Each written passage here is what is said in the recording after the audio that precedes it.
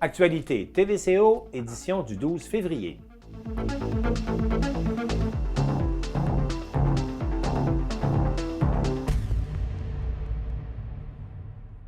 Bienvenue à cette émission d'actualité. Alors pour vous cette semaine, tout d'abord, les villes de Saint-Irénée et Baie-Saint-Paul ont tenu des séances de consultation publique cette semaine et la ville de Petite-Rivière-Saint-François le fera la semaine prochaine. On fait le tour de ces séances de consultation en compagnie de notre journaliste Élisabeth Pailleur.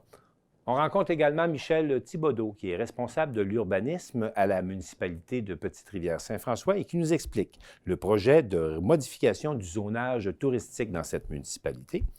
On parle bien sûr de relâche scolaire, mais aussi de zonage en compagnie de Daniel Gay d'Hébergement Charlevoix. On a également rencontré Michel Dion, qui est le directeur général de Tourisme Charlevoix. Comme vous pouvez le voir, plusieurs des thèmes du bulletin d'actualité cette semaine sont reliés d'une façon ou d'une autre au tourisme. Alors, M. Dion a accepté de faire avec nous un tour de table sur ces différentes questions. Notre région est toujours en zone rouge, mais certaines activités reprennent peu à peu, notamment le retour des étudiants en classe au cégep de Charlevoix, ainsi que la réouverture des expositions au Musée d'art contemporain de Baie-Saint-Paul. Alors, sur ces sujets et pour savoir comment ça se passe, on a rencontré Mme Marie Aboumrad, qui est la directrice générale du Centre d'études collégiales en Charlevoix, ainsi que Mme Patricia Aubé, qui est conservatrice au Musée d'art contemporain de Baie-Saint-Paul. Enfin, pour terminer l'émission, et comme à l'accoutumée, on va rencontrer Maxime Jodoin, on va parler de sport local, mais également du sport des grandes ligues. Sur ce, je vous souhaite une bonne émission. En cette période de pandémie, plusieurs municipalités consultent virtuellement leurs citoyens et ça a été le cas cette semaine à Saint-Irénée. On en parle avec Élisabeth Pailleur. Bonjour. Bonjour. De quoi était-il question lors de cette consultation virtuelle? Et d'abord, ça a eu lieu lundi, le 8 février à 19h oui. Sur Zoom. Et on a présenté la phase 1 d'un très gros projet, un projet de grande envergure qui sera sur 5 phases. Et c'est fait par la firme Option Aménagement, qui est de Québec. Donc, on va regarder ensemble. Oui, on voit bien les phases. Là. Exactement. On a 3 unités ici. Donc, ici, on a le corridor d'entrée vers le littoral et l'embouchure de la rivière Jean-Noël. Ce qui va nous concerner ici, c'est vraiment cette section-ci. Donc, on va vraiment toucher la jetée de Caplan ici, le domaine Forget et la zone commerciale. Puis ici, c'est la zone résidentielle qui va rester visiblement la même. Oui, OK. Donc, il y a plusieurs défis là, à répondre dans cette section-ci, entre autres la circulation des voitures et la circulation piétonne. Ensuite, l'accès à la plage qui était souvent non respecté par les usagers. Oui, bon, on traversait la voie ferrée à n'importe quel endroit. Là, exactement. Puis il y a effectivement beaucoup de trafic quand même à cet endroit-là. Absolument. C'est la route du fleuve vers la Côte-Nord. Exact. Puis les gens ne respectaient pas tout à fait les limites de vitesse. OK. Il y a également des haltes qui existait, mais qu'on veut vraiment réaménager. Puis, le but, c'est vraiment de redonner vie et une image au littoral de Saint-Irénée. Donc, on veut vraiment créer la promenade des bains qu'ils ont appelée. Et exactement. Donc là, ici, ils nous ont présenté ça en nous disant qu'ils voulaient vraiment s'inspirer de la musique avec le domaine Forget, la plage, redonner vraiment l'image de la plage, oui. Utiliser le fleuve également et le train, étant donné que le train de Charlevoix passe par là. Oui, bien sûr. Donc, on veut vraiment mousser ces 4 éléments-là dans l'aménagement. Donc, on veut bonifier l'offre. Exactement.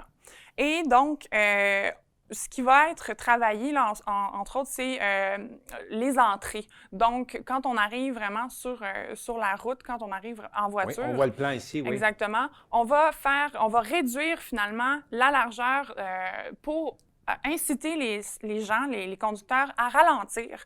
On va donc installer ici, là, on le voit, des îlots avec des plantes probablement de Charlevoix et qui résistent bien aux intempéries. Puis on va faire ça de chaque côté, donc à l'accès sud et ainsi à l'accès nord. Et pour vraiment, là, comme je vous disais, inciter les gens à ralentir, il va y avoir aussi des pôles d'activité. Donc, comme je vous disais, les haltes vont être bonifiés. On va aussi bonifier le belvédère du pont qui est déjà existant.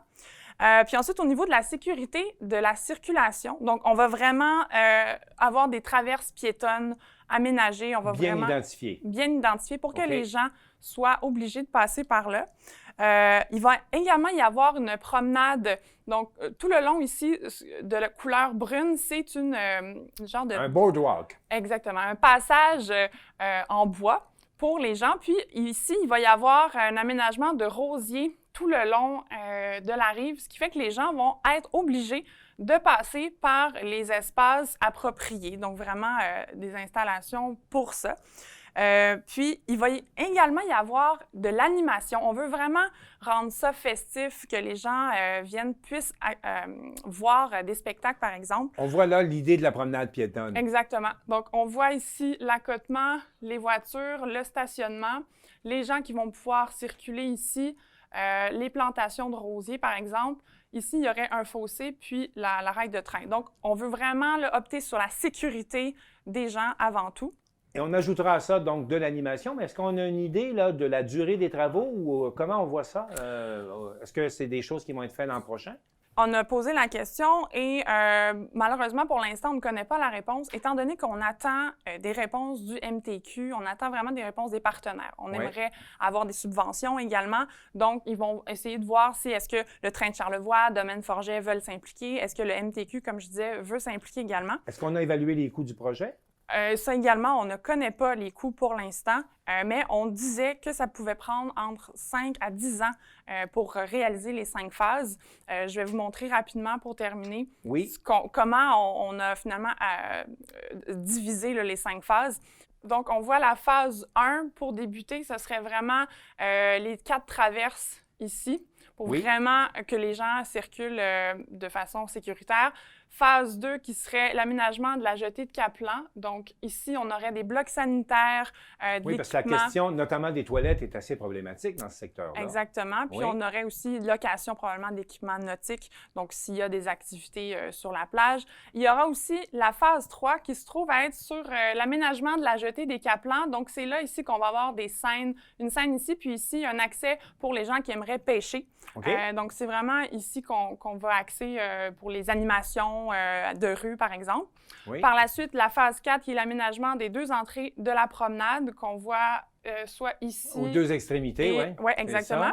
Puis la phase numéro 5, aménagement de la promenade et des haltes, donc qui se trouvent ici, dans le schéma et ici.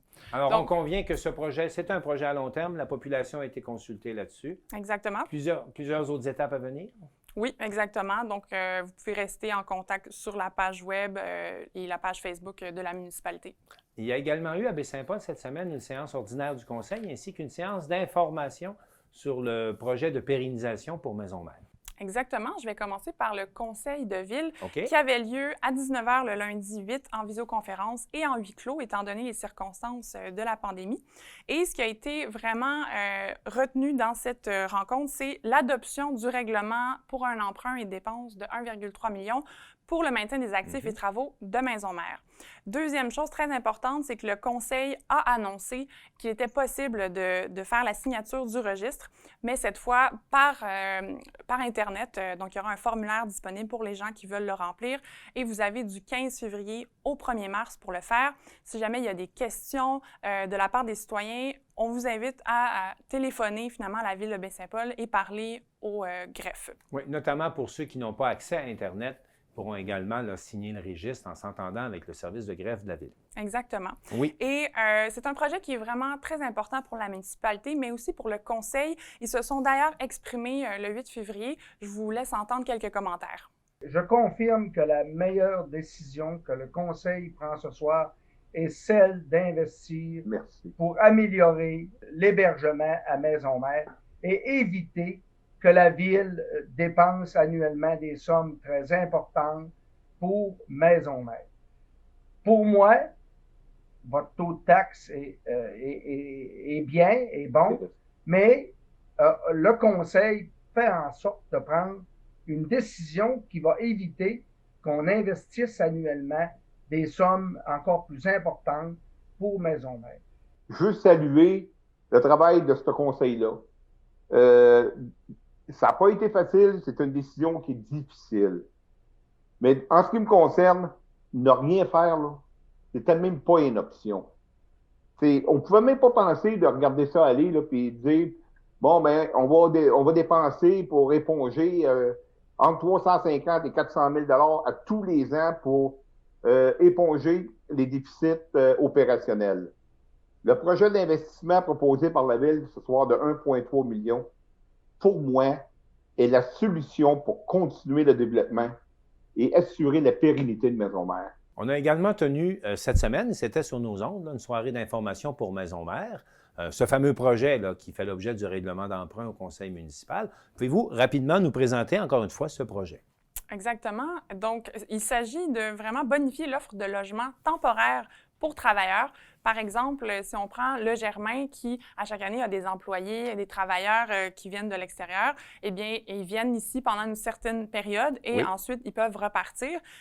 Donc là, ici, on parle de 30 jours et plus et la tarification est selon les besoins des employeurs, mais on parlait d'environ 150 $ par semaine. Et c'est vraiment pour rendre également les espaces communs accessibles, rénover, restaurer les chambres, la plomberie, puis les rendre aux normes, finalement. Le début des travaux devrait se faire cet été, été 2021. Puis, en ce moment, ils sont en discussion avec des partenaires. Donc, il pourrait y avoir une subvention d'environ 500 000 $ de quatre partenaires au total. Le but, c'est vraiment de préserver le patrimoine. Ça, c'est vraiment important et pour la Ville et pour Maison-Mère. Et il y aura, avec ce règlement d'emprunt, une réduction de dépenses à partir de 2022 pour permettre vraiment à Maison-Mère d'être autonome et de continuer la pérennité. C'est un projet qui est évalué à 2 millions de dollars. Donc, on parle ici de 1,3 million de la Ville et 700 000 $ de Maison-Mère. Parmi les commentaires des citoyens, il y en a certains également qui ont mentionné le difficile accès à des logements abordables dans la région. Exactement, Martin. Puis, c'est très intéressant comme question.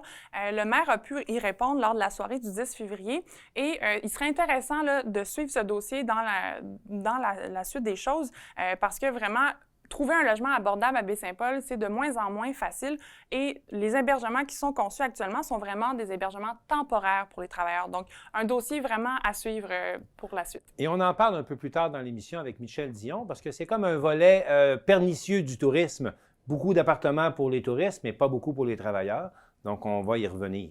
Il y aura également une consultation virtuelle pour la municipalité de Petite-Rivière-Saint-François concernant la modification du zonage de l'hébergement touristique. Est-ce que vous pouvez nous en donner des détails?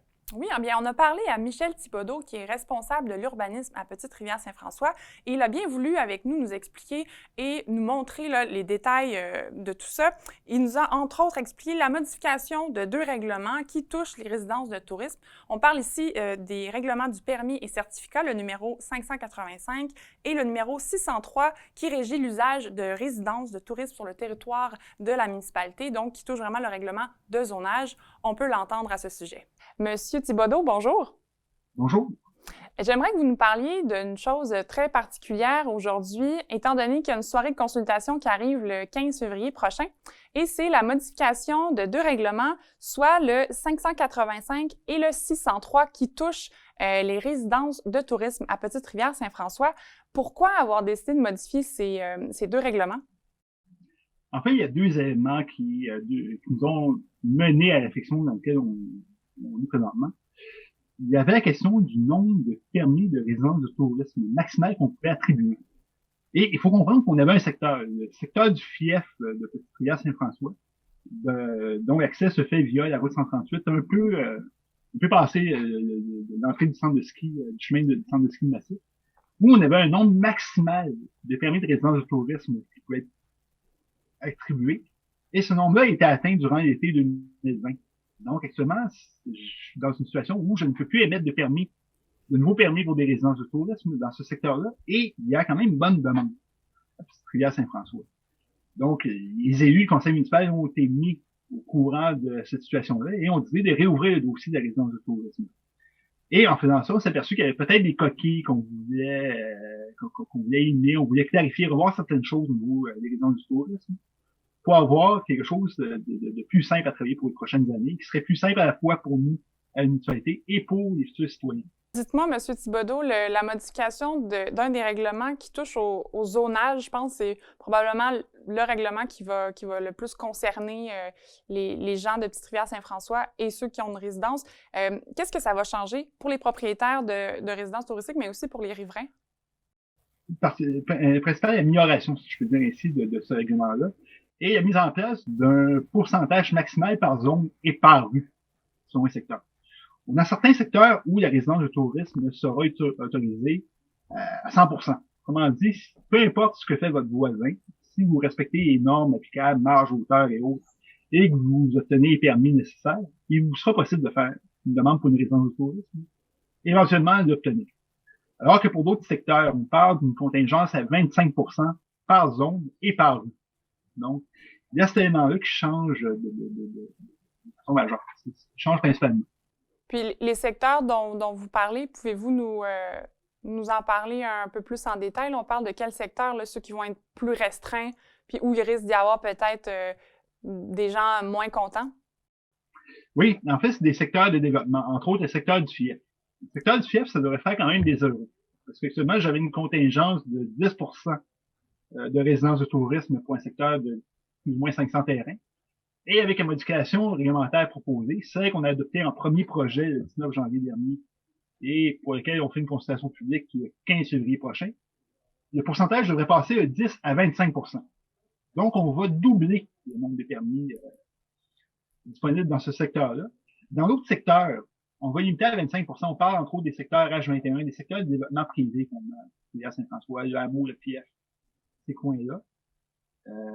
Mais c'est particulier parce que vous avez des secteurs qui sont sur 2 zones aussi. Donc, vous pouvez être dans un domaine privé de développement où vous allez avoir une partie qui va être à 100% de résidence de tourisme, qui pourrait être à 100%, excusez-moi, de résidence de tourisme, mais d'autres parties qui pourraient être à 25%. Donc, c'est véritablement quasiment du terrain par terrain, pratiquement terrain par terrain, dans une situation comme ça. Mais au final, ça change. C'est tellement pas très problématique à notre sens, car les secteurs où on a limité à 25% étaient des secteurs où un règlement particulier qui est applicable depuis janvier 2020. Le règlement en question est le règlement 627. Et ce règlement-là stipule qu'on ne peut pas implanter une résidence de tourisme à côté d'une résidence non locative. Et par non locative, on parle de résidence principale ou chalet. Donc, au final, le 25% se faisait quand même un peu de cette façon-là. C'est pas un immense changement. Là où la municipalité va créer vraiment quelque chose de nouveau, c'est via la modification du règlement 585. Qui est notre règlement sur les permis de certificat, où la municipalité entend demander un certificat annuel d'occupation pour une résidence de tourisme, qui serait renouvelable à chaque année, qui serait sans frais dans la mesure proposée le 19 janvier. Et le but, finalement, derrière ça, est d'arriver à responsabiliser le propriétaire de la résidence de tourisme face à son usage et ses locataires. Vous savez, à Petite-Rivière-Saint-François, on a quand même un nombre de résidences de tourisme assez impressionnant. On tourne plus ou moins autour de 300 résidences de tourisme actuellement. Alors que j'allais dire sur combien de résidences régulières, c'est quoi la proportion entre résidences touristiques versus résidences régulières? J'ai pas la proportion en tant que telle. Ce que je peux vous dire, je me suis amusé à faire des comparatifs avec d'autres régions touristiques au Québec, et non pas d'autres villes. Et vous savez, il y a plus de résidences de tourisme à Petite-Rivière-Saint-François que dans toute la région du Bas-Saint-Laurent. Okay. Il y en a plus à Petite-Rivière-Saint-François que dans toutes les 2 régions touristiques de la Côte-Nord. Donc, Petite-Rivière-Saint-François a une situation qui est particulièrement, qui est pratiquement unique au Québec. Quant au ratio habitants versus résidence de tourisme. On parle de moins de 900 habitants permanents à Petite-Rivière-Saint-François pour environ 300 résidences de tourisme. C'est un chiffre quand même assez majeur. Donc, la modification du règlement 585 va vraiment être là pour gérer puis un peu guider là, finalement les résidences touristiques, les propriétaires de résidences touristiques qui auraient tendance à ne pas vivre à l'année à Petite-Rivière-Saint-François. Exact. C'est pour s'assurer qu'on ait une harmonisation, une responsabilisation. En fait, c'est les 2 mots qu'on retient là-dedans. Une harmonisation quant au cadre bâti. On veut que la résidence de tourisme s'intègre dans un secteur et ne crée pas de problématique d'usage chez les voisins. Et on va aussi responsabiliser le propriétaire d'une résidence de tourisme face à ses locataires. Oui. Entre autres, une des conditions pour l'émission du certificat de résidence de tourisme est que le propriétaire doit nous fournir les coordonnées de quelqu'un qui serait capable de répondre 24 heures sur 24 en cas de problématique et de plainte. On a souvent des propriétaires qui habitent loin de Petite-Rivière-Saint-François et ça peut être compliqué de les rejoindre en cas de nuisance et de bruit, de tapage. Donc, c'est ce qu'on veut éviter. On veut que les citoyens soient responsables. Le but n'est pas d'empêcher la résidence de tourisme, mais que tout se fasse en harmonie avec le milieu. Absolument. Puis, peut-être pour terminer, est-ce que vous avez peur ou est-ce que vous redoutez un peu des propriétaires qui auraient voulu avoir une résidence touristique par rapport au règlement, à la modification du règlement 603 sur le zonage? Pensez-vous qu'il y a certaines personnes qui vont être mécontentes de cette rectification-là? Ou c'est quoi votre... C'est pas impossible. Et comme il n'est pas faux de dire que tout règlement de zonage est préjudiciable. Lorsqu'on crée un règlement de zonage, on permet quelque chose, mais en permettant quelque chose, on interdit aussi quelque chose. Donc, si votre volonté était de faire une résidence de tourisme dans un secteur où, malheureusement, suite aux modifications réglementaires dans lesquelles la municipalité s'est entrepris, en sorte que ça pourrait pas se faire dans votre cas à vous, malheureusement, ça fait partie des effets de règlement de zonage. Cependant, il est toujours possible de faire des résidences permanentes non locatives. Le règlement ne touche qu'à la résidence de tourisme. Donc, on ne brime pas le droit d'habiter le territoire. On brime, en fait, on harmonise certains usages. Pas non brimer, on harmonise certains usages avec l'environnement. Alors, M. Thibodeau, à partir de 18h30 le 15 février, les citoyens ainsi que les propriétaires de résidences touristiques pourront assister à cette séance de consultation via Zoom. C'est bien ça? Oui, tout à fait. Et on invite tous les propriétaires de terrain, les propriétés concernées à y participer. Il va d'ailleurs y avoir une période de commentaires et de questions à la fin de la présentation. Et moi et certains élus vont se faire un plaisir de répondre à vos questions et de prendre des commentaires.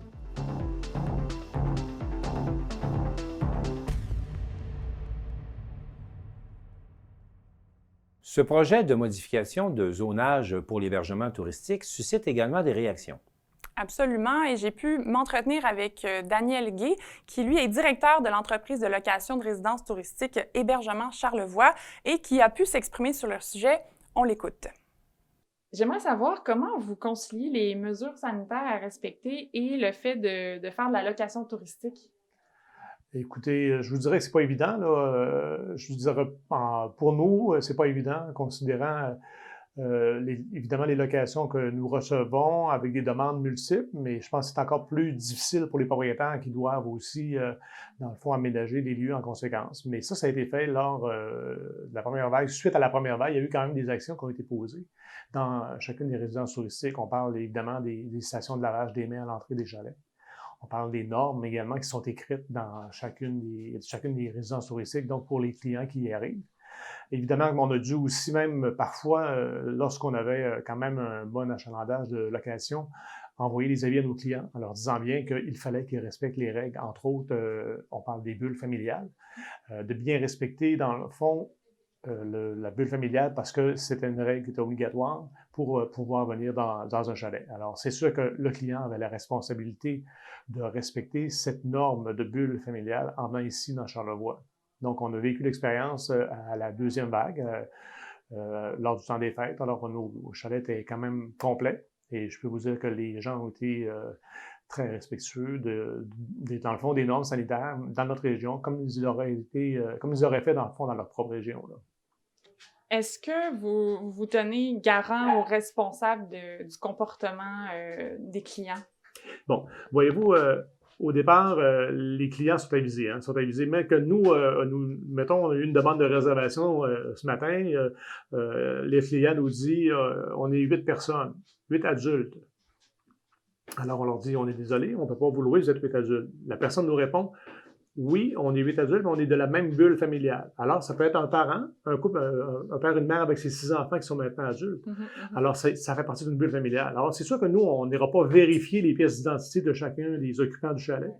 On doit se fier à la parole de la personne. Par la suite, si dans le fond, elle avait dérogé aux règles ben, c'est sûr et certain qu'à ce moment-là, s'il y avait une plainte en cours de séjour ou quoi que ce soit, ben, c'est sûr que c'est la Sûreté du Québec qui va intervenir et c'est à lui d'intervenir à ce moment-là. Nous, l'agence, on donne les règles au départ et par la suite, si les gens ne les observent pas, on n'est pas responsable parce qu'on les a avisés. On pourrait être tenu responsable si on les avait incités, dans le fond, à faire des locations en ne respectant pas les règles. Mais évidemment, c'est pas ce qu'on fait là. Lors de votre rencontre avec Daniel Gay, il a également été question de la semaine de relâche. Oui, il nous a parlé de la semaine de relâche et des hébergements. Comment ça se passait actuellement, étant donné que Charlevoix est encore en zone rouge? On peut l'entendre. Ben, je vous dirais, pour la relâche, on a eu des hauts et des bas. On a eu beaucoup de réservations qui se sont faites plus tôt que d'habitude. Mais on a eu beaucoup d'annulations aussi qui se sont faites en cours de route et on a reloué par la suite. C'est ce qui se passe parce que souvent, à la relâche, on avait des locations touristiques de plus de 10 personnes, 8 personnes, 12 personnes, 20 personnes.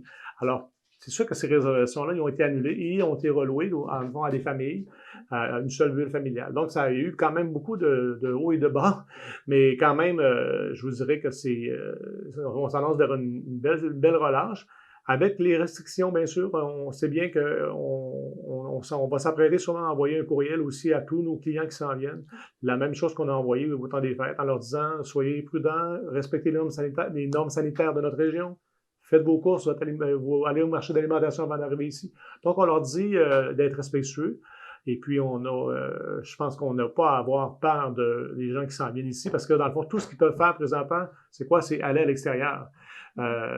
Si parfois on devenait en zone orange et qu'il y aurait le droit d'aller au restaurant, par exemple, on le sait très bien maintenant, les restaurants en zone orange, c'est une bulle familiale, c'est encore la même chose, on demande des identifications et tout ça. Donc, il n'y a pas beaucoup de risques. Dans le fond, la personne qui s'en vient ici, dans un chalet, elle a son couvre-feu comme tout le monde, elle peut aller à l'extérieur et elle revient à son chalet comme s'il le ferait à sa maison privée, si elle respecte les normes, bien évidemment. Élisabeth Paillard, merci. Merci. Les questions reliées à l'industrie touristique reviennent régulièrement dans l'actualité de la région, notamment grâce à l'importance de cette industrie dans notre économie. Alors, pour faire le tour de la question, parce qu'il y a des sujets d'actualité puis il y a des choses aussi à venir, j'ai le plaisir d'accueillir Michel Dion, le directeur général de Tourisme Charlevoix. Monsieur Dion, bonjour. Bonjour. Bienvenue dans nos studios. Merci d'être venu nous voir. Ça me fait plaisir, merci. Si vous permettez, on va commencer tout de suite par l'actualité. Oui. L'actualité nous fait notamment état de modifications au zonage. On pense surtout à la municipalité de Petite-Rivière-Saint-François. Oui. De modifications au zonage pour venir un peu freiner le poids ou diminuer le poids de l'hébergement touristique dans la démographie d'une municipalité. Oui. Avez-vous un commentaire à faire sur cette démarche? Bien, écoutez, on sait que la ville de Petite-Rivière-Saint-François, c'est une ville à nature très touristique de par le massif qui est là. Mais on en comprend là, que au niveau des résidences de touristes, c'était devenu un enjeu. Il y avait de moins en moins de logements disponibles et tout ça. En plus qu'on assistait parfois à des débordements et tout ça. Donc, même si nous, Tourisme Charlevoix, on supporte le développement d'une industrie, oui. Ce qui est important pour nous, c'est vraiment que la cohabitation soit saine avec la population locale. Et là, ce qu'on en comprenait, c'est que c'était problématique. Donc, si la municipalité prend des mesures oui. pour s'assurer que leur population soit bien, bien, c'est sûr que nous, on va tout à fait approuver ça. Quand on regarde l'évolution du parc locatif à Petite-Rivière-Saint-François, oui. puis un peu partout dans la région, on a un peu l'impression que ceux qui veulent vivre dans Charlevoix se retrouvent un peu victimes du succès de l'industrie touristique dans Charlevoix, à savoir, on nous parle de pénurie de logements. Oui. Puis on nous dit également, notamment les Airbnb, où ça devient plus payant de louer à des touristes que de louer à l'année. Oui. Est-ce qu'on n'a pas un peu là les effets pervers d'une industrie touristique bien présente dans une région? C'est certain qu'on peut le voir comme ça, puis je pense effectivement que c'est une problématique qu'il faut adresser. Là où qui a toujours eu un enjeu, c'est que quand quelqu'un veut faire une demande d'attestation, de classification oui. pour une résidence de touriste, quand c'est sa résidence secondaire, là, il doit y avoir un processus d'approbation par la municipalité. Donc ça, c'est intéressant parce que la municipalité a le mot de dire oui, dans le fond, le droit de mort sur un projet, si je peux dire. Et ça, c'est les nouvelles modifications qui ont été apportées à la loi sur l'industrie touristique cette année, je crois. C'est loi 67 exactement, c'était l'année dernière. Oui. Sauf que le ministère du Tourisme a créé une nouvelle attestation de classification qui s'appelle l'attestation de classification pour la résidence principale. Et ça, c'est votre résidence normale là, que vous voudriez louer. Et dans cette attestation-là, il n'y a pas de processus d'approbation par la municipalité. Toutefois, il y a une limite au nombre de jours permis pour la location par année. Parce qu'il faut quand même que ça demeure notre résidence principale. Bien, c'est ça. Ça, c'est quelque chose qu'on avait souligné justement au ministère du Tourisme, comme quoi que pour nous, techniquement, ça ne pourrait pas être plus que 180 jours, parce qu'à partir du moment que tu le loues plus que 180 jours, tu n'as pas été chez vous plus la moitié de l'année. Ou tu ne peux pas prétendre que c'est ta résidence principale. C'est ça, exactement.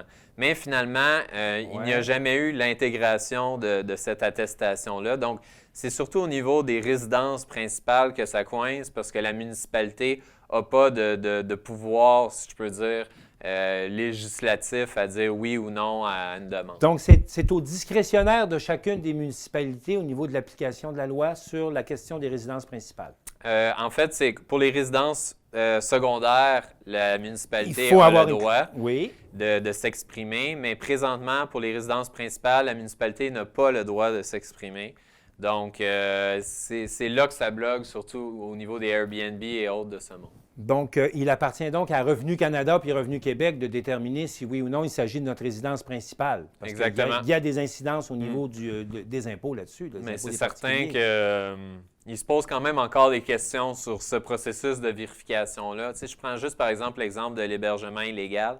Ouais. Avant, il y avait 7 inspecteurs pour le Québec en entier. Maintenant, je pense qu'ils ont augmenté à 20. C'est difficile vraiment de garder un contrôle là-dessus avec 20 personnes pour tout le Québec, là. Donc, ça pour dire que présentement, oui, ça revient au gouvernement du Québec, mais en même temps, ça doit être difficile de contrôler comment quelqu'un est là à sa résidence principale ou il ne l'est pas. Alors, comment on va pouvoir concilier les intérêts entre les intérêts de la population en général, les intérêts des visiteurs qui viennent nous voir, tout ça dans un contexte de zone rouge? Ouais. Alors, comment on peut faire cette conciliation-là, notamment la semaine prochaine? Ou le 1er mars? C'est pas évident, je vous l'accorde. Il y a ce que nous, on contrôle, puis il y a ce que les entreprises font, là. Nous, à Tourisme Charlevoix, c'est certain que depuis le début de la pandémie, on a freiné pratiquement toute activité promotionnelle. Le cœur historique, tous les... il y avait les résidents, en fait, c'est rendu des résidences, des Airbnb, tout ça. Puis il y a comme une dévitalisation un peu du cœur villageois ou peu importe comment qu'on l'appellera. Donc, il y a eu un événement, je me rappelle, il y a plusieurs années qu'on avait célébré les funérailles de Venise. C'était symbolique, mais c'était pour montrer comme quoi que la ville, sa vie citoyenne était après mourir. Okay. Donc, nous, c'est certain que quand on voit, par exemple, ce qui s'est passé à Petite-Rivière-Saint-François, la décision qui a été faite, si on revient à ça, on trouve ça important des décisions comme ça pour s'assurer justement qu'on ne tuera pas l'âme d'une ville ou l'âme d'un endroit en particulier. Nous, Tourisme Charlevoix, ce qu'on a pu remarquer dans la pandémie particulière, c'est qu'il semble avoir beaucoup pas d'animosité, mais de la population locale par rapport à l'industrie touristique. Elle n'est pas toujours très bien perçue pour toutes sortes de raisons. Et, on sait, c'est des MRC qui sont... on a 2 MRC qui sont parmi les plus dévitalisés du Québec également. Et ces gens-là voient tous les investissements qui sont faits pour l'industrie touristique. Puis ça, je pense que ça crée des frictions. Donc, dans ce sens-là, nous... Qu'est-ce que vous pouvez faire? C'est ça, exactement. Ce qu'on souhaite vraiment dans les prochaines années, c'est plus orienter notre planification stratégique, nos actions puis nos choix en accord avec la population locale. On a récemment affiché un poste pour engager quelqu'un aux relations publiques. Puis l'idée vraiment, c'est qu'on axe plus notre développement puis notre choix de projet, nos choix de stratégie en accord avec la population locale, pour qu'on soit plus main dans la main, si je peux dire, dans le développement touristique de Charlevoix, puis qu'on sente que ce qu'on fait, ça représente aussi l'intérêt de la population locale. Donc, c'est vraiment notre souhait. On pourrait parler de développement durable touristique? Exactement. Bien, d'ailleurs, le développement durable, ça fait partie des orientations qu'on souhaite prendre. Mais qui n'est pas qu'écologique, on le voit bien. Qui n'est pas qui est social, qui est économique et tout. C'est vraiment important pour nous parce qu'on ne souhaite pas nécessairement revivre ça cette espèce de dualité, ce combat-là qu'il y a entre l'industrie touristique et la population locale. C'est tellement important pour Charlevoix, c'est près de 30 des emplois. C'est un moteur économique important. Majeur. Il faut trouver le moyen qu'on travaille bien en symbiose. Alors, passons des bonnes intentions à la réalité. Parlons de la relâche qui s'en vient au début du mois. Comment on concilie ces intérêts-là? Alors, on a déjà l'impression qu'en ce qui a trait à la location touristique, les chalets, c'est complet, Charlevoix, pour la prochaine relâche. Comment on concilie ces intérêts-là? Avez-vous peur, entre autres, que l'on ferme un peu la région parce qu'on demeure en zone rouge? Comment vous percevez ça, les intérêts de la population versus l'industrie? Bien, moi, ce que je vais parler, c'est ce sur quoi Tourisme Charlevoix on contrôle. Puis après ça, j'aimerais ça parler des entreprises. Pour ce que Tourisme Charlevoix on contrôle, nous, c'est certain que depuis le début de la pandémie, à exception de la petite pause qu'on a eue pour l'été, je peux dire, on a freiné pratiquement toute activité promotionnelle. Donc, tout ce qu'on a gardé, c'est vraiment être en mode un peu plus inspirationnel. Donc, ça, c'était très important pour nous par geste de solidarité pour la pandémie. Puis, quand les gens nous contactent encore aujourd'hui, à savoir qu'ils veulent venir dans la région, nous, c'est certain que la première chose qu'on leur explique, on leur fait comprendre que présentement, les voyages ne sont pas recommandés parce que c'est ce qui est demandé par le gouvernement. Mais à partir du moment qu'ils décident de venir quand même, nous, la cassette qu'on trouve ça important d'adopter, c'est vraiment que c'est important s'ils décident de venir quand même, qu'ils respectent les mesures sanitaires, c'est-à-dire de rester dans leur bulle familiale et tout. Bien sûr. Maintenant, pour les entreprises, j'ai quand même beaucoup d'empathie pour les entreprises parce qu'ils ont des choix difficiles à faire. C'est-à-dire qu'ils sont après pratiquement tout perdre, sont dans une situation extrêmement précaire. Et là, ils ont Pour certaines, oui. Pour certaines. Et ils ont un choix un peu difficile à faire dans la mesure où le gouvernement demande d'éviter tout voyage, mais en même temps, ils ne l'interdisent pas. Moi, ce que je trouve un petit peu dommage dans la situation actuelle, c'est cette espèce de zone grise-là dans laquelle ils se retrouvent. C'est niaiseux comme exemple, mais ça me fait souvent penser, un collègue me faisait penser que c'est un peu comme la cigarette dans le sens que, on nous met des images un peu dégueulasses sur les couverts, on les cache, mais en même temps, tu as le droit. On continue à en vendre. C'est ça, exactement. Et c'est légal. Donc, c'est un peu la situation dans laquelle les entreprises se retrouvent, c'est-à-dire qu'on ne l'interdit pas, on ne l'empêche pas, il n'y a pas de barrage, il n'y a pas de fermeture de ces types d'entreprises-là, mais on vient un peu diaboliser à la fois celui qui accueille et celui qui décide de venir. Donc, mais dans les faits, ce à quoi on peut s'attendre pour la relâche, à moins d'interdictions beaucoup plus strictes là, au niveau des déplacements, ce qu'on peut s'attendre pour la relâche, c'est que Charlevoix fait, en tout cas pour ce qui est de l'hébergement touristique, j'ai éliminé les hôtels, mais Charlevoix va être plein. Pour ce qui est des chalets, des résidences de tourisme, on en comprend que c'est très fréquenté, effectivement. OK. Bien, voyons comment les choses pourront se faire, parce qu'effectivement, je trouve votre comparaison très drôle. Là. On le cache un peu, mais par ailleurs, c'est légal, puis on peut le faire. C'est aussi comme les voyages dans le sud. Il faut aider nos gens aussi qui...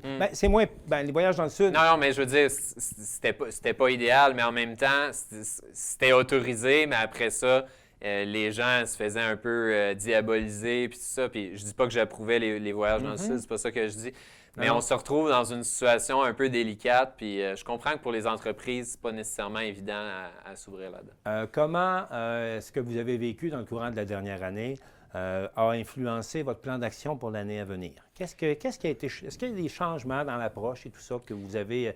notamment intégré dans votre prochain plan d'action? Bien, un qu'on a déjà parlé, c'est la question de la population locale. Donc, c'est vraiment une orientation, une valeur qu'on souhaite prendre.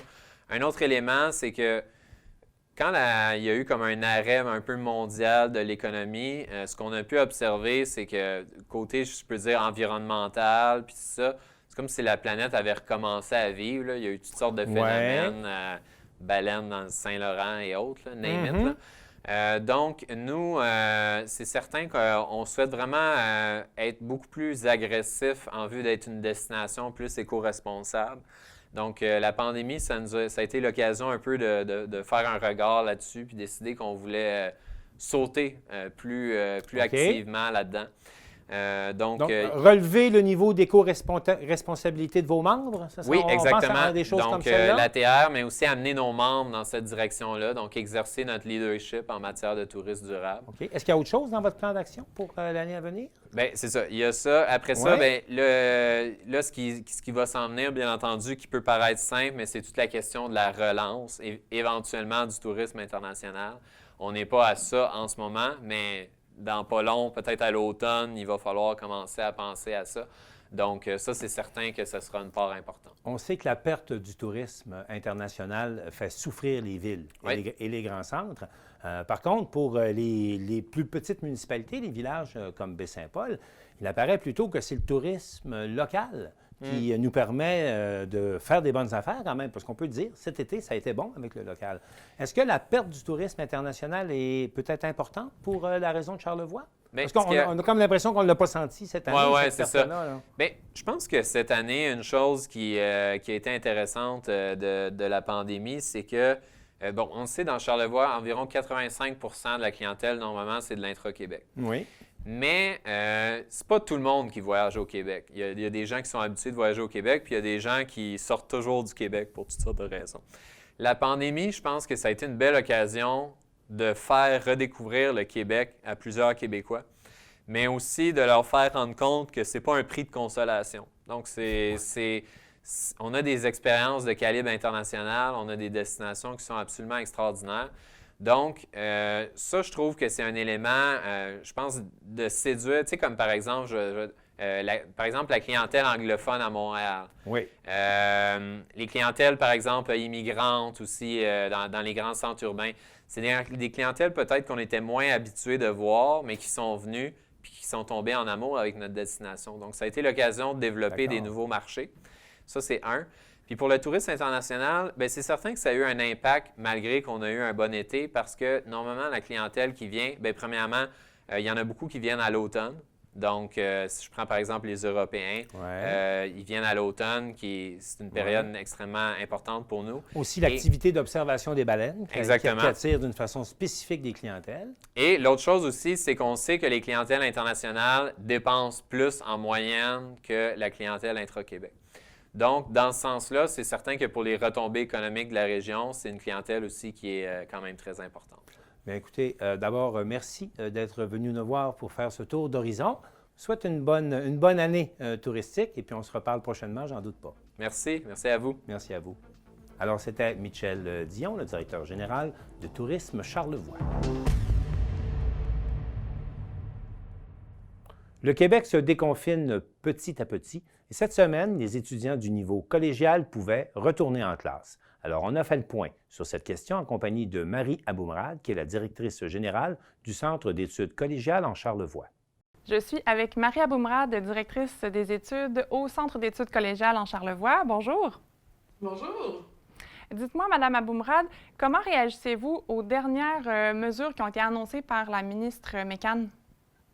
Alors, les mesures annoncées sont évidemment bien accueillies par le Cégep de Jonquière et son centre d'études collégiales en Charlevoix, ici à la MLB, parce que dès le début de la crise, là, on l'a toujours dit, la formation à distance peut avoir vraiment un intérêt pour maintenir la continuité des études, pour faire en sorte de pouvoir acquérir certaines compétences, mais n'est pas l'essence de ce que nous voulons offrir au CECC comme éducation post-secondaire, enseignement collégial à nos étudiants.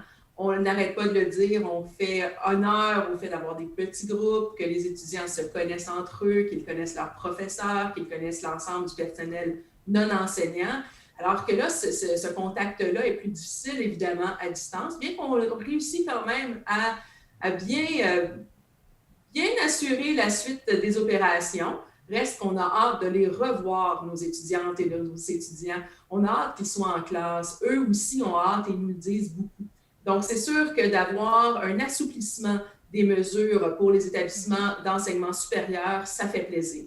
Pouvez-vous nous faire un petit topo là, à quoi ça va ressembler si, par exemple, ça ouvrait ce vendredi? Absolument. Donc, il faut savoir qu'entre le moment où on se parle, les annonces qui seront faites aux étudiants, au personnel, et puis la réalité des prochaines semaines, il peut se passer beaucoup de choses. Donc, ce que je vous propose, c'est de commencer par ce qu'on fait depuis le début de la session. On fait de la formation à distance, mais on n'est pas catégorique comme ce qu'on nous a demandé de faire au mois de mars, où vous nous avez mis la clé dans la porte du cégep. Depuis la rentrée de l'hiver, c'est vrai qu'on fait de la formation à distance, mais il y a certains cours, notamment les cours d'éducation physique, qui ont lieu en présence. Certains cours pour lesquels il y a des logiciels qui ne peuvent pas être importés dans des ordinateurs privés qui ont lieu au CECC. Il y a des laboratoires en soins infirmiers, en sciences de la nature, qui demandent des manipulations pour atteindre les compétences qui ont lieu sur place. Il y a des évaluations, des examens, des bons vieux examens. On peut être sûr que ce soit l'étudiant qui remplit lui-même sa copie et pas quelqu'un qui aide un étudiant dans un sous-sol à l'aide de toutes les technologies dont on entend parler. Là, ça a des fois l'air de la science-fiction. Alors, c'est pour la raison pour laquelle on a choisi de faire certaines évaluations en présence, sans compter que les stages ont lieu en présence aussi et la bibliothèque est accessible pour le personnel et les membres de la population étudiante. Donc ça, c'est ce qui existe déjà. Tous les cours magistraux, les cours théoriques, eux, se donnent en formation à distance et c'est ce qu'on essaie d'améliorer dans les prochaines semaines. L'autorisation de la ministre est de dire que ces cours-là ont le droit si 50% maximum des chaises d'une classe, de la capacité maximale d'une classe sont occupées. Nous, comme on avait fait d'autres hypothèses au moment d'organiser le retour en classe à la session d'hiver, on est en train de faire des validations, voir si des initiatives locales que nous avons prises, comme par exemple d'installer certains plexiglas, s'assurer d'un certain fonctionnement qui peut-être met à mal cette règle très, très, très stricte du 50% de la capacité maximale, mais qui, au final, est compensée par d'autres mesures. Donc, on est en train de valider tout ça parce que notre idéal serait de revoir tous nos étudiants, toutes nos étudiantes, en classe le plus rapidement possible. Idéalement, avant la semaine de relâche, au mieux après la semaine de relâche, afin qu'on puisse avoir la moitié de la session en présence. Et puis, tout ça, ça va être avalisé, ça va être confirmé, ça va être adapté si jamais on nous refuse certaines choses dans les prochaines heures, dans les prochains jours.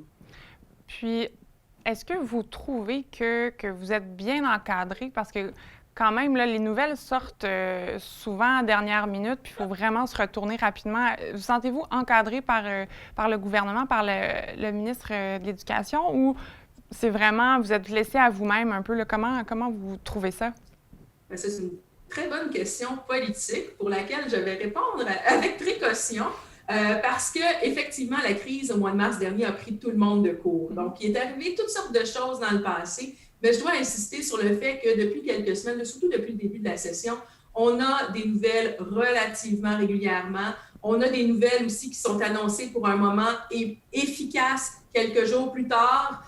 Et on a aussi des documents écrits qui confirment ce qui a été dit en point de presse très rapidement. Donc, à cet égard, ça va bien.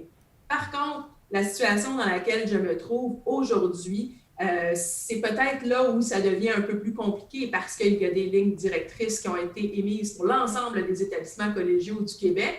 Et le CECC est particulier. Le CECC, c'est un petit établissement. On a d'emblée des petits groupes, on a d'emblée des petites classes. Donc, c'est sûr que si on a déjà un local qui comporte 13 places assises d'habitude, est-ce que je suis capable, par exemple, dans mon cas, d'arrondir à 7 personnes dans cette nouvelle capacité maximale qu'on me demande d'atteindre, ou il faut absolument que je réduise et que j'arrondisse au plus bas? Donc, c'est sûr que dans les grands établissements avec des nombres importants, ces détails-là, ces finesses-là ne sont pas nécessairement aussi névralgiques que dans notre milieu. Et moi, présentement, là, c'est la raison pour laquelle il y a des communications que j'aimerais faire aux professeurs, il y a des communications que j'aimerais faire aux employés et surtout aux étudiantes et aux étudiants que je ne peux pas faire parce que je n'ai pas les réponses. Ce n'est pas une critique. On est tous en train de vivre le 10e mois de notre crise. On est tous fatigués. On prend des solutions qui satisfont un grand nombre d'établissements. Puis là, moi, je commence à voir que la situation du CECC, qui a toujours été très enviable parce que marginale et particulière, bien, des fois, les réponses pour les milieux marginaux et particuliers sont un petit peu plus longues à venir, mais j'ai bien confiance que ça va bien se faire. Vous parliez justement de votre équipe des enseignants. Est-ce qu'ils ont été mis au courant? Comment ça fonctionne avec eux? Est-ce que vous êtes souvent en rencontre avec eux? Comment ça va se passer dans les prochains jours? Alors, c'est sûr que là, il y a des communications qui émanent de la direction, puis depuis quelques jours, c'est beaucoup plus, bien, ça s'en vient, on attend la réponse, on est prêt, mais... Et puis, donc, éventuellement, entre le moment où vous et moi, on se parle et puis le moment où les téléspectateurs vont voir cette entrevue, très certainement que toutes les réponses vont être rendues là, dans les boîtes de courriel des professeurs, d'autant plus qu'on a eu une rencontre aujourd'hui ce midi, on en a une autre de prévue vendredi, on en mettra d'autres à l'horaire si nécessaire. Et puis, pour les étudiants, même chose, là, on communique par le courriel, l'outil de communication interne le plus possible. C'est clair que ça ne peut pas être instantané. C'est clair qu'il faut aller chercher des réponses, des confirmations, des fois des réponses qu'on n'a pas attendues ou qu'on n'espérait pas et pour lesquelles il faut s'adapter. Certaines fois, il y a des surprises aussi. Donc, c'est l'ensemble de tout ça qui fait pas en sorte qu'on est capable, dès que la ministre ouvre la bouche, de mettre notre plan de match en action. Ça demande un peu de temps. Mais chose certaine, c'est qu'on a appris beaucoup depuis le début de la crise. On est maintenant des spécialistes de réunions à distance. On est des spécialistes, et puis en fait, je parle pour l'ensemble des enseignants au CECC, de la formation à distance. On a des outils, des compétences qui n'existaient pas avant. Donc, dans ce contexte-là, il y a des choses qu'on améliore, qu'on fait bien, et je suis même prête à dire qu'on va garder malgré le retour à la normale. Autre bonne nouvelle, le Musée d'art contemporain rouvre ses portes en présentant 3 nouvelles expositions. Alors, pour vous inviter à aller faire un tour, on y a été.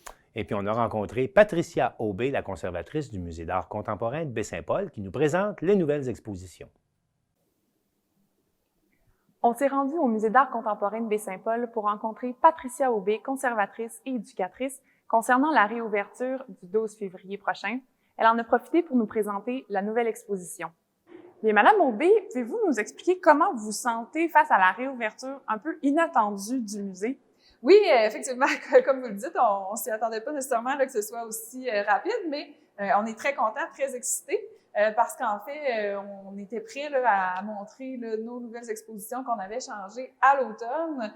Mais c'est ça, malheureusement, avec la fermeture, personne ne les avait encore vues. Donc, on est très contents d'ouvrir au public dès vendredi là, pour notre part. Quelles sont les mesures qui sont en place pour accueillir les visiteurs? En toute sécurité, oui. Alors, il y a plusieurs mesures là, qu'on a mis en place. Évidemment, il y a le port du masque obligatoire pour tous, lors de la visite du musée. On a aussi plusieurs stations là, pour le lavage des mains, des plexiglas aussi pour devant les personnes là, qui sont à la boutique et à l'accueil. Et comme vous voyez au sol, on a aussi là, les petits points bleus qui aident les gens là, à garder la distanciation de 2 mètres. Et la nouvelle mesure aussi là, qui a été ajoutée, c'est que vous allez voir qu'en entrant dans chaque salle, on indique le nombre de personnes maximum qu'on peut accueillir. Là. Alors, on a un nombre maximal, dans le fond, pour le musée au complet, mais aussi par salle. Puis, est-ce que l'expérience musée a changé depuis les mesures sanitaires ou ça ressemble sensiblement à la même chose? Je pense que ça ressemble sensiblement à la même chose. Donc, évidemment, avec la pandémie là, qui actuellement, on n'a pas le choix d'ajouter quelques mesures, mais ça reste assez confortable, somme toute, là, outre peut-être le port du masque, mais là, on commence à être habitué quand même. Là. Donc, on voit vraiment que, comme vous nous parliez tout à l'heure, là, que l'œuvre est vraiment gigantesque, c'est vraiment impressionnant. Est-ce que vous pouvez nous parler de l'œuvre qui se trouve juste derrière vous? Oui, alors ici, ben, comme on parle de grand format, là, vous voyez que c'est fait en 5 grands panneaux comme ça. Ouais, c'est une œuvre ici de Bruno Côté. Donc, je pense qu'il y a plusieurs personnes de la région là, qui vont reconnaître évidemment le style de l'artiste, mais qui vont peut-être aussi se souvenir du Symposium 82, parce que c'est très impressionnant de voir les artistes peindre en direct. Alors, à cette époque-là, les artistes utilisaient des échafauds pour peindre, etc. Donc, évidemment, je n'étais pas là, mais ça devait être très, très impressionnant de voir ça. Et l'idée, c'est évidemment, c'est de démocratiser l'art contemporain, de le rendre accessible. Donc, le public peut poser des questions aux artistes, mais il y a aussi toute une dynamique qui se crée entre les artistes, et ça, c'est assez intéressant. La deuxième exposition, c'est Mathieu Valade, l'autre côté du miroir. L'artiste voulait en quelque sorte sortir des conventions. Est-ce qu'on peut dire ça? Oui, Mathieu Valade, c'est vraiment un artiste qui est en art actuel. Donc, effectivement, les artistes vont vouloir faire éclater les conventions, comme vous le dites, et ça va vraiment interroger le spectateur aussi sur sa façon de regarder les œuvres. Madame Aubé, on est maintenant dans la dernière exposition, qui est l'exposition permanente qui s'appelle « Observer ». Qu'est-ce qu'il y a de nouveau dans cette exposition? Alors, nous, notre exposition permanente, elle est un peu particulière, hein, parce que normalement, une exposition permanente, en fait, elle ne bouge pas pendant 8 à 10 ans à peu près. C'est le principe là, de la permanence, bon, de l'exposition.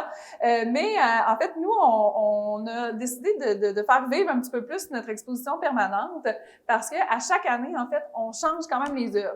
Donc, la trame, si on veut, de l'exposition reste la même, mais par contre, à chaque année, il y a une nouvelle thématique qui est explorée. Cette année, c'est concevoir, et on va donc choisir des nouvelles œuvres de la collection qui sont exposées.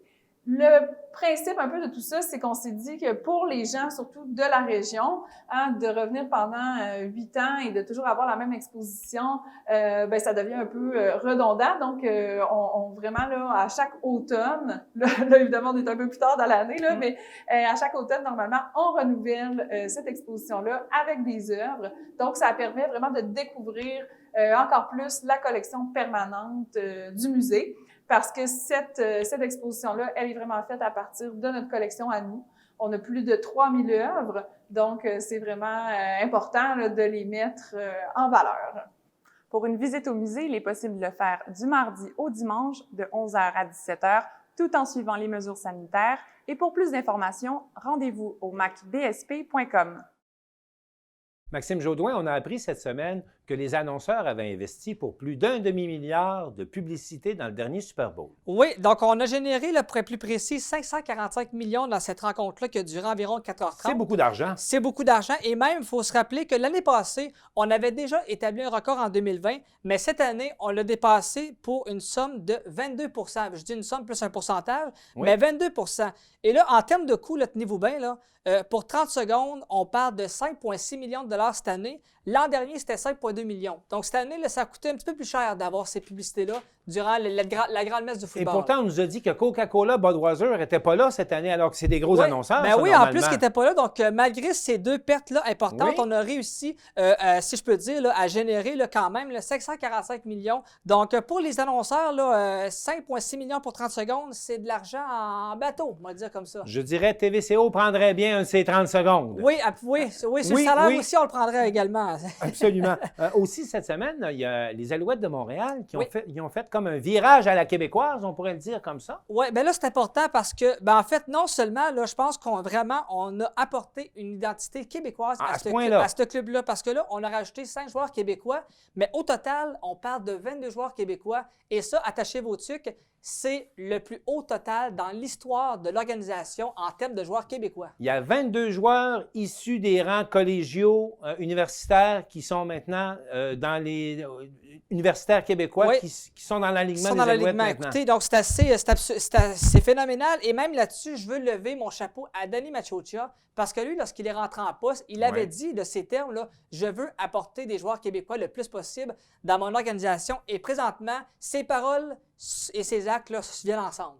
Parce qu'on prétend qu'ils mettent plus de cœur à l'ouvrage quand ils sont originaires de chez nous et qu'ils jouent devant leurs partisans. Oui, bien ça, en fait, là, je ne veux pas non plus, en bon québécois, cracher sur les joueurs anglophones. C'est pas ça le but. Mais juste ça pour dire que oui, Machocha a vraiment passé de la parole aux actes en amenant les Québécois à Montréal. Et ça, pour les partisans montréalais, ça peut seulement être du positif. Et pensez-vous que plus de joueurs québécois dans l'alignement du Canadien de Montréal leur donnerait un peu plus d'intensité?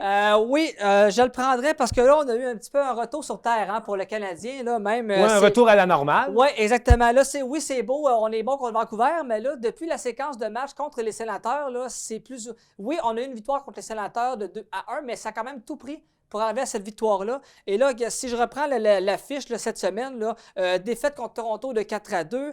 Également, jeudi, la défaite de 3-0 face aux Oilers.